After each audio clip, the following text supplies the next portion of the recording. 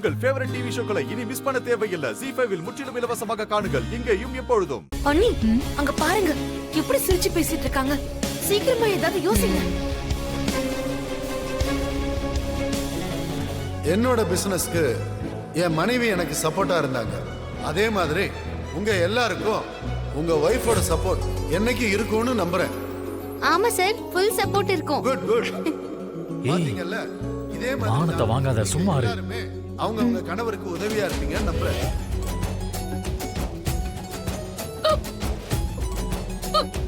அண்ணி நீங்க யோசிச்சு வைங்க, நான் போய் தண்ணி குடிச்சிட்டு வரேன். யோ சார், நைட்ரெக்ஸ் ஆக்சைடை ஏயா இங்க கொண்டாந்து வச்சிருக்கீங்க? இது யாராவது மோந்து பார்த்தா விடாம சிரிச்சுன்னுப்பாங்கய்யா. இல்ல சார், இது ஐஸுக்காக எடுத்து வந்திருக்கு சார். எடுத்து பின்னால வைங்கய்யா. கொஞ்சம் கூட பொறுப்பு இல்லாத இருக்கிறீங்க. நான் ரொம்ப ஸ்ட்ரிக்ட், தெரியும் இல்ல? தெரியும் சார், தெரியும் சார். உள்ள எடுத்து வச்சிருக்கேன் சார்.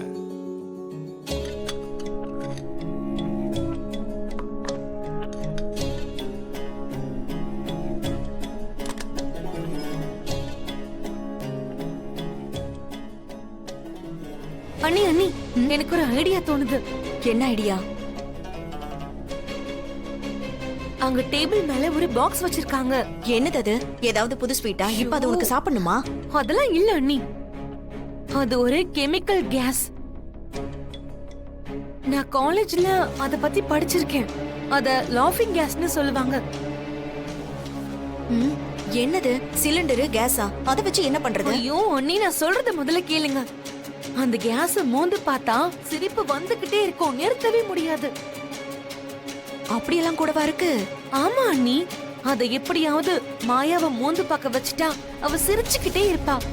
அப்புறம் சீனுக்கு ஒரு மாதிரி அவமானமா இருக்கும். அவள் இங்க இருந்து கூட்டிட்டு போயிடுவான். என்ன ஓகேவா? ஆமா, அவ பைத்தியம் மாதிரி சிரிச்சு எல்லாரும் முன்னாடி அசிங்கப்படணும். இது நல்ல ஐடியாதான். ஆனா எப்படி அவளை மோந்து பார்க்க வைக்கிறது? ZEE5 ஆப்பை டவுன்லோட் செய்து அனைத்து எபிசோடுகளையும் இலவசமாக பாருங்க.